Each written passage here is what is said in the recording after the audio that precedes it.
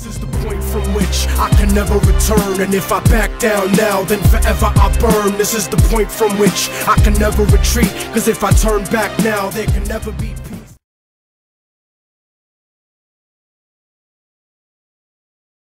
The United States fight against the swine flu gets an $8.5 billion boost today with a sweeping federally funded vaccine program. It's just one of the things being hammered out today in a meeting with state, local, and federal leaders. WebMD has reported that the H1N1 vaccine is being fast-tracked, skipping all but the most preliminary clinical tests of safety and effectiveness. A MSNBC article says that the U.S. Secretary of Health and Human Services has recently signed a document which gives legal immunity to vaccine makers and officials alike. CNN reports the military will assist civilian authorities in the event of a significant swine flu outbreak in the U.S. this fall. The plan calls for the military task forces to work in conjunction with FEMA. The military is already training in the use of force for possible H1N1 scenarios. Now what you see here is a situation these National Guardsmen and police hope they never have to deal with. But there is the possibility, since Oxford Hills High School is a dispensing point for the vaccination. During riots, you know, hey, there's the medicine, we want it now. They're going to overwhelm the local PD.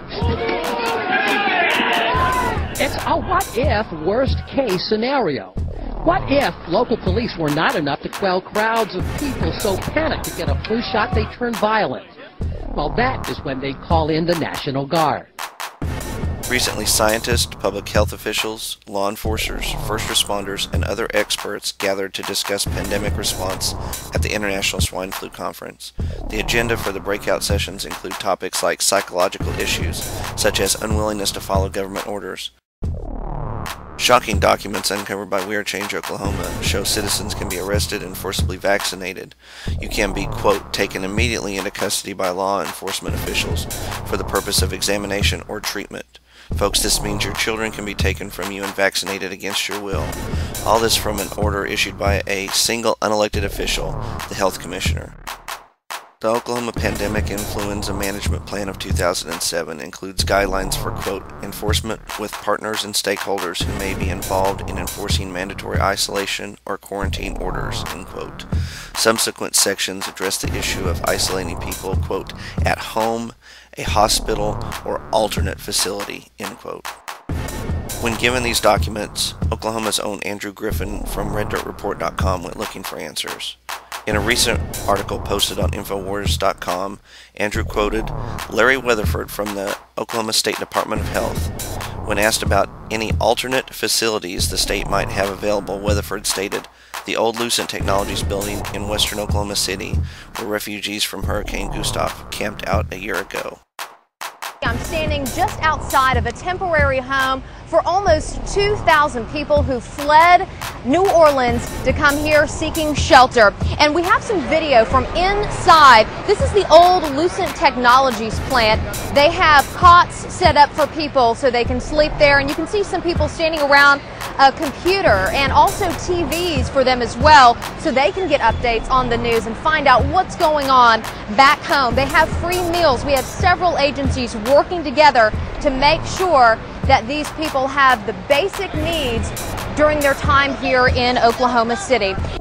Further investigation found documents from just a few months ago asking for bids to transport vaccines to and from the Lucent building for the Oklahoma State Department of Health. The Lucent building is located in western Oklahoma City. It is a large building with plenty of open warehouse space. The outside is almost completely surrounded by barbed wire fence and secure gates. There is also rail access in the back of the building.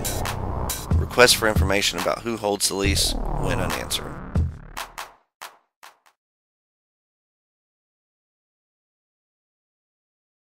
Change that we must embrace is not a simple change of political structure or economic policy, but rather a complete revolution of consciousness and awareness within the human mind. We are witnessing the fall of the republic as tyrants try to make us all their subjects. They buy up newspapers, TVs, and magazines as they try to implement a fascist regime. Corporations have been enthroned in the U.S., so all major media outlets are now useless.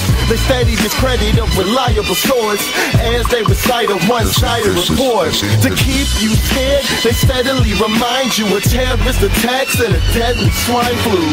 They try to take American rifles and keep you distracted with America's idol. Message after message, it's a war for your mind. I'ma fight until the end and put my soul on the line. I know it's time to wake up and progress, so give me liberty and give me death.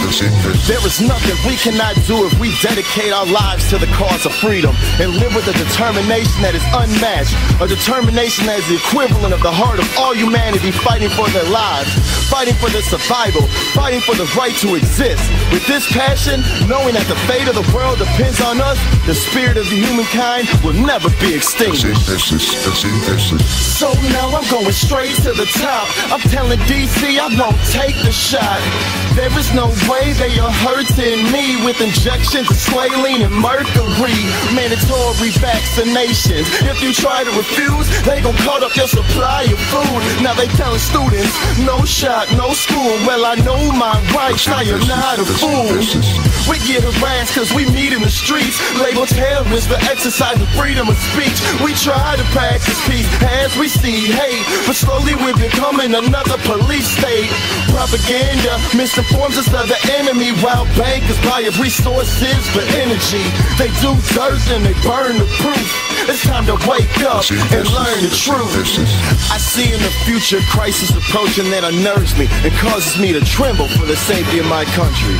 Corporations have been enthroned, and the era of corruption in high places will follow, and the money power of the country will endeavor to prolong its reign by working upon the prejudice of the people until all wealth is aggregated into the few hands and the republic is destroyed. Abraham Lincoln. We're at war with the world's elite, and they're doing what they can to ensure defeat. They embellish truths, then they skew the facts, then use global warming to introduce attacks.